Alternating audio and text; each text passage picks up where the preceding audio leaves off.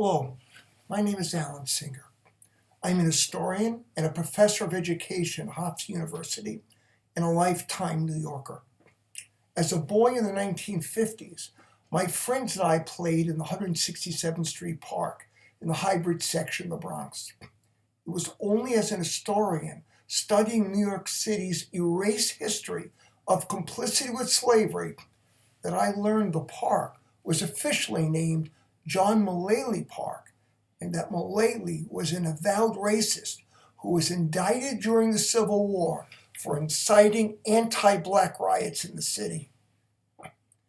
During the American Civil War, Mullaly was editor of the Metropolitan Record, the official publication of the Roman Catholic Archdiocese, and an anti-war Copperhead Democrat. At a Union Square rally, May 19, 1863, Mullaly declared, and I quote, "The war to be wicked, cruel, and unnecessary, and carried on solely to benefit the Negroes," end quote. He advised resistance to conscription if ever the attempt should be made to enforce the law. Mullaly's call for armed resistance to the military draft led to his arrest following the July 1863 New York City draft riots.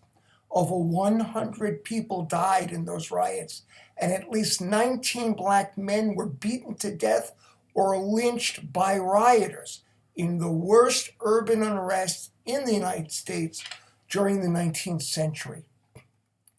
Editorials in the Metropolitan Record that were written by Mullaly leading up to the draft riots accused the Lincoln administration of perverting the war from an attempt to restore the Union into an emancipation crusade, and Mullaly charged the vile and infamous Emancipation Proclamation would bring, again I quote, "massacre and raping and outrage into the homes of Southern plantations, sprinkling their hearths with the blood of gentle women, helpless age, and innocent childhood," end quote.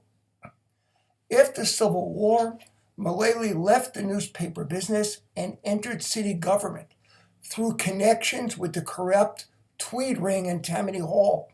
This led to his involvement with the annexation of property in the Bronx and the eventual creation of public parks. There is no place in New York City for a park named after a racist like John Mullaly. In New York City, you don't have street creds unless you can rap. Young people know me as Reese's Pieces. They call me Reese's Pieces because I'm better than Eminem.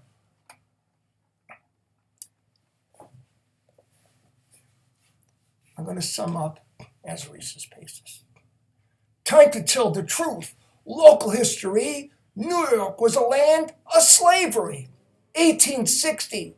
During Civil War, Copperhead Dems, slavery restore. Union Square, Mullaly the head, riot in the street, black men dead. Change the name, free at last, don't honor a racist past. Thank you. This is Reese's Pieces.